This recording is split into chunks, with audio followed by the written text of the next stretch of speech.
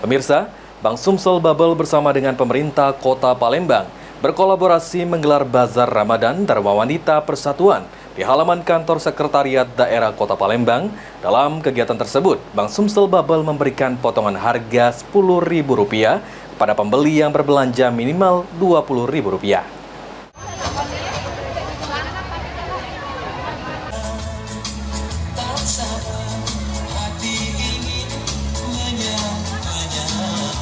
Bank Sumsel Bubble bersama dengan pemerintah Kota Palembang berkolaborasi menggelar Bazar Ramadan Dharma Wanita Persatuan di halaman kantor Sekretariat Daerah Kota Palembang pada Jumat 7 Maret 2025.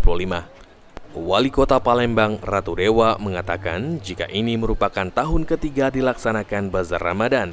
Dengan dukungan dari Bank Sumsel Bubble, transaksi berjalan mudah dengan pemanfaatan kris hingga potongan harga Rp10.000 untuk belanja minimal Rp20.000.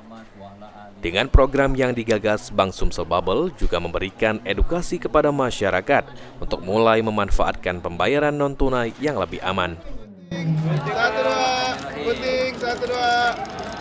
Karena ini sudah jalan ya, ini tahun yang ketiga menggunakan QRIS dan juga orang yang menggunakan QRIS ada potongan Rp10.000. Saya kira ini juga mempelajarkan buat kita untuk membayar uang non tunai, belanja non tunai, dan ini juga menghindari hal yang tidak kita inginkan. Ada pantauan harga sembako tadi Pak, bagaimana? Untuk pantauan sembako saya dapat. Sementara itu, pimpinan Bank Sumsel Bubble cabang Palembang, Nur Farida menyampaikan, di bazar ini Bank Sumsel Bubble mendukung dengan memberikan potongan harga Rp10.000. Sumsel Bubble kita ikut Bazar Dharma Wanita Kota Palembang. Di sini kita ikut memberikan promo potongan Rp10.000 seperti apa yang tadi disampaikan juga oleh Pak Wali ya. Jadi Bank Sumsel Bubble ini selalu support untuk kegiatan pemerintah daerah, terutama untuk yang berkaitan dengan masyarakat.